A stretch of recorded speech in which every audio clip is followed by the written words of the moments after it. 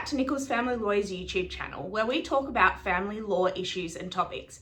My name's Bec Dahl, and today I'm talking about marriage and divorce in Australia. Each year in early January, we have what's sometimes referred to in the media as Divorce Day, which is a time when lots of people start seriously considering separation after the holidays. Some people say that label's a bit sensationalised, but whether it is or not, January is definitely a period of reflection and change for many couples. We know that for the last 50 years, divorce rates have been going down, which was mainly due to the introduction of no-fault divorce in the 1970s. This means that marriages can be dissolved and neither spouse is required to prove that the other did something wrong. According to the Australian Bureau of Statistics, 2023 saw the lowest divorce rate in decades, which is 2.3 divorces per 1,000 people, which is almost half of what it was back in 1980. So why is this the case? One big factor is that couples are taking longer to get divorced. We're seeing much more long-term marriages, with those lasting 20 years or more, making up the largest proportion of people that get divorced. The other thing is that the median age of divorce has shifted too. Back in 1980, men divorced at around 35 and women at around 32. Today, it's more like 47 for men and 44 for women, so people are having much longer marriages. Why the delay? Well, there's a few reasons. We see a lot of couples who wait till their children finish school before separating. In 1980, about 60% of divorces involved children under 18, which now has dropped to 47%.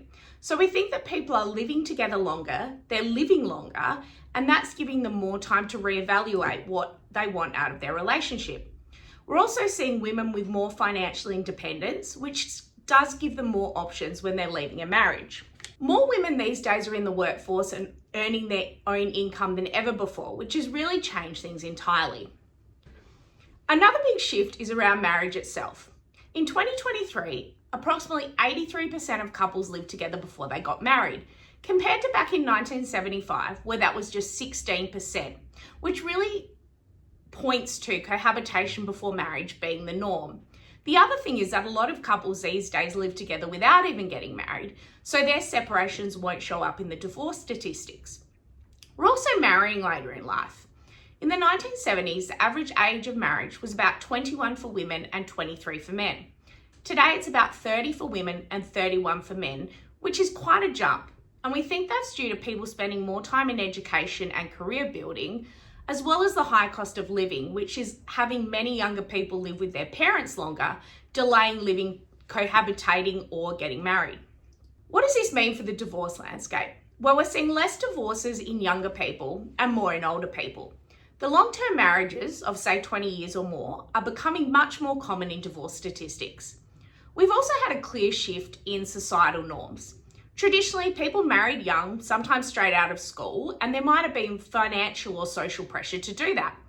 Marriage was a step forward and often financial security for women. But we know today that's no longer the case. People are more financially independent, they have more freedom to choose when or if they marry, and relationships are increasingly based on emotional connection rather than society's expectations. Because of that, people don't feel the same urgency to marry early, and they're often marrying later and consequently divorcing later. So really, in short, the 21st century is seeing fewer divorces on paper, older couples separating later in life, and a generation that's redefining what marriage looks like in modern Australia. Here at Nichols Family Lawyers, we see these shifts play out every day. Behind the statistics, there's real people navigating complex family dynamics, whether they've been together a long time or a short time. And the emotional considerations are significant, and it's really important to have the right support.